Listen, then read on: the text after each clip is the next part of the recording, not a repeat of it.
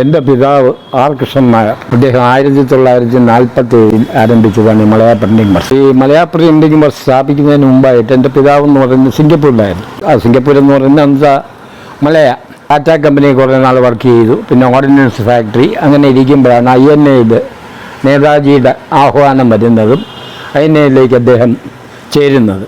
തുടർന്ന് യുദ്ധാനന്തരം നേതാജിയുടെ പിരിഞ്ഞു പോകുന്നൊരു യുദ്ധം പരാജയപ്പെടുന്നൊരു സാഹചര്യത്തിൽ അദ്ദേഹത്തിന് അന്ന് ചാർജ് എന്ന് പറയുന്നത് INA അന്നത്തെ ഒരു പത്രം നടത്തിയിരുന്നു. ആ പത്രത്തിലെ അവിടുത്തെ ഓഫീസ് സെക്ഷനിലായിരുന്നു അച്ഛൻ്റെ ജോലി. അപ്പം മിക്കവാറും പബ്ലിഷ് ചെയ്യാൻ വരുന്ന ഈ ആർട്ടിക്കിൾ എന്ന് പറയുന്നത് അച്ഛൻ്റെ കയ്യിൽ കിട്ടിയിട്ടാണ് ഇത് പോകുന്നത്. അപ്പോൾ ഏകദേശം ഈ വാറിൻ്റെ ആ ഒരു നിർണായക ഘട്ടത്തിൽ നേതാജി ഇൻറ്റിമേഷൻ കൊടുക്കും. അതായത് ഈ പ്രസ് നിങ്ങൾക്ക് അത്യാവശ്യമുള്ള സാധനങ്ങൾ എടുത്തിട്ട് ബാക്കിയുള്ളത് നശിപ്പിക്കാനായിട്ട്.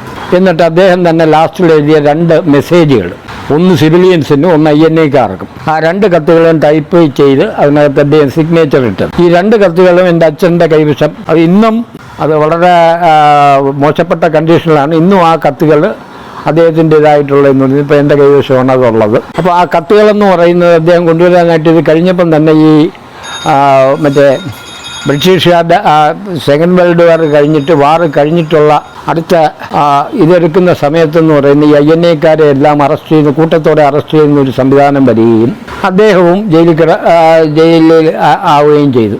അപ്പോൾ അത് പോകുന്നതിന് മുമ്പായിട്ട് വേണ്ടപ്പെട്ട ഈ 2 കത്തുകൾ INA ഓഫീസിലുണ്ടായിരുന്ന 2 ചിത്രങ്ങളുണ്ടായിരുന്നു. ജർമ്മൻ പ്രിൻ്റ് 2 സ്റ്റിൽ പെയിൻറ്റിങ്ങുകളുടെ അതിനകത്ത് ഈ 2 കത്തുകളും ഒളിപ്പിച്ച് അദ്ദേഹം താമസ സ്ഥലത്ത് ഇത് കൊണ്ടുപോയി. അതിനുശേഷമാണ് ഈ അറസ്റ്റ് നടക്കുന്നത്. അപ്പോൾ ഈ അറസ്റ്റൊക്കെ കഴിഞ്ഞ് ഏകദേശം ഇതൊക്കെ കഴിഞ്ഞപ്പോഴത്തേക്കാണ് നേതാജി കുറേ മാസങ്ങൾ ശേഷം നേതാജി സിംഗപ്പൂരിലേക്ക് വരുന്നു. അപ്പം നേതാജി വരുമ്പോഴത്തേക്ക് ഈ INA നേതാജിയുടെയൊക്കെ തിരോധാനത്തിന് ശേഷമാണ് നേതാജിയുടെ ഒരു സ്മാരകമായിട്ട് ഒരു ഇത് സ്ഥാപിക്കാനായിട്ടൊരു പരിപാടി ഇടുകയും അപ്പോൾ അതിൻ്റെ മോഡലുകൾ ക്ഷണിച്ചുകൊണ്ട് ഒരു അനൗൺസ്മെൻ്റ് ഉണ്ടായി. അപ്പോൾ ഇതിൻ്റെ ഒരു മോഡൽ റിപ്ലിക്ക അച്ഛനും തയ്യാറാക്കി അത് നേതാജിക്ക് പ്രസൻറ്റ് ചെയ്യാനായിട്ട് തയ്യാറാക്കിയിട്ട് അതിൻ്റെ ഒരു ഫോട്ടോഗ്രാഫി അന്നത്തെ എന്ന് പറയുന്നത് നമ്മളെ മൾട്ടി കളറിലൊന്നും വന്നിട്ടില്ല.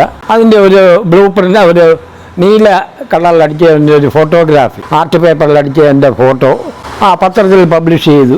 മലയാളി പത്രത്തിൽ പബ്ലിഷ് ചെയ്തു. ഇത് ഇങ്ങനെ ഇത്ര $1 ഈ പത്രം ഈ ഫോട്ടോ കൊടുക്കാനുള്ളത്. കാരണം ഈ വാറ് കഴിഞ്ഞിട്ടെന്ന് പറയുന്നത് മറ്റ് മാർഗങ്ങളില്ല.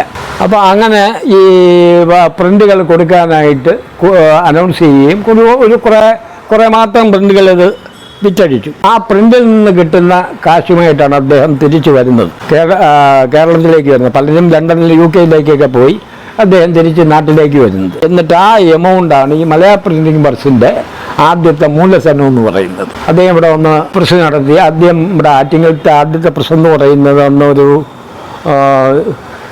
ശങ്കരവിലാസം എന്ന് പറയുന്നൊരു പഴയ പ്രസ്, അങ്ങനെ ഒരു പ്രസ് ഉണ്ടായിരുന്നു. അത് കഴിഞ്ഞിട്ട് പിന്നെ ആദ്യമായിട്ട് ആറ്റിങ്ങൽ അതൊരു ബ്രാഹ്മിൻസ് ആയിരുന്നു കുടുംബമായിരുന്നു നടത്തിയിരുന്നത്. അത് കഴിഞ്ഞിട്ട് ആദ്യമായിട്ട് ഇവിടെ സ്ഥാപിക്കുന്ന 1947 ഇന്ന് നമ്മുടെ ഹെഡ് പോസ്റ്റ് ഓഫീസിൻ്റെ നേരെ എതിർവശത്തായിട്ട്. അപ്പോൾ അവിടെ 67 വർഷം അവിടെ ഉണ്ടായിരുന്നു. ഇപ്പോൾ മലയാള പ്രസ് സ്ഥാപിച്ചിട്ട് ഇപ്പോൾ 79-ാം വർഷമാണ്. എൻ്റെ കാര്യം ഞാൻ വിദ്യാർത്ഥി പ്രവർത്തനമായിട്ടിരുന്നു. അത് കഴിഞ്ഞിട്ടെന്ന് പറയുന്നത് വളരെ മുമ്പ് തന്നെ രാഷ്ട്രീയ പ്രവർത്തനത്തിലേക്ക് ഇറങ്ങി. പ്രീ-ഡിഗ്രി കഴിഞ്ഞിട്ട് നേരെ വരുന്നതെന്ന് പറയുന്നത് ITL-ലാണ്. ITL വന്നിട്ടെന്ന് പറയുന്നത് അവിടെ വിദ്യാർത്ഥി പ്രവർത്തനമായിട്ട് അടിയന്തരാവസ്ഥയുടെ കാലഘട്ടത്തിലാണ് ഏകദേശം വിദ്യാർത്ഥി പ്രസ്ഥാനമായിട്ട് ബന്ധപ്പെട്ട് അവിടെ ഒരു സമരം ഉണ്ടാവുകയും ആ സമരത്തിനെ തുടർന്ന് ആറ്റിങ്ങൽ സബ് ജയിലിൽ 3 ദിവസം തടവിലാക്കപ്പെടുകയും ചെയ്തു. അതിനുശേഷം വീണ്ടും സജീവമായിട്ട് രാഷ്ട്രീയ പ്രവർത്തന രംഗത്ത് വരികയും ഇതിൻ്റെ ഹെഡ് ചുമട്ടുതൊഴിലാളി യൂണിയൻ്റെ ജില്ലാ കമ്മിറ്റി മെമ്പർ, അതുപോലെയുള്ള വിവിധ തുറകളിൽ പ്രവർത്തിച്ച് അതുപോലെ തന്നെ മുനിസിപ്പൽ കൗൺസിലിലേക്ക് 7 വർഷം മുനിസിപ്പൽ കൗൺസിലറും അതിൽ 1 വർഷം സ്റ്റാൻഡിംഗ് കമ്മിറ്റി ചെയർമാൻ. കാരണം അന്ന് സ്റ്റാൻഡിംഗ് കമ്മിറ്റി ചെയർമാൻ എന്ന് പറഞ്ഞാൽ ഒരു സ്റ്റാൻഡിംഗ് കമ്മിറ്റി ചെയർമാനേ ഉള്ളൂ. ഇന്നത്തെ പോലെ ഒരു വിഭാഗത്തിനുമില്ല. അന്ന് chairman, vice chairman, standing committee chairman ഒരു വിപുലമായ അധികാരമുള്ള ഒരു പദവിയായിരുന്നു. ഈ രീതിയിൽ പ്രവർത്തിച്ചു. അതിനുശേഷം ഇപ്പോൾ തുടർന്ന് ഒരു മാസിക കലാചന്ദ്രിക എന്ന പേരിൽ അത് ദീർഘനാളെ നടത്തിയിരുന്നു. കോവിഡിനെ തുടർന്ന് അത് നിർത്തിവെക്കേണ്ട ഒരു സാഹചര്യം വന്നു. വീണ്ടും അത് പുറത്തിറക്കാനായിട്ടുള്ള ശ്രമമായിട്ട് നടന്നു.